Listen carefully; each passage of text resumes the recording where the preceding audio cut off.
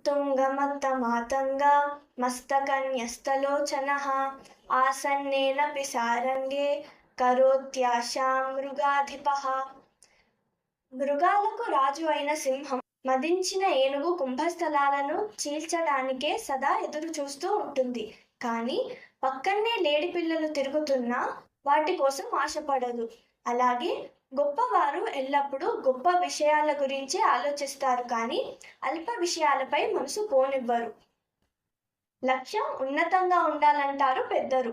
లక్ష్యం అంటే మనం చేరాలనుకునే స్థానం. అది ఉన్నతంగా ఉండాలి.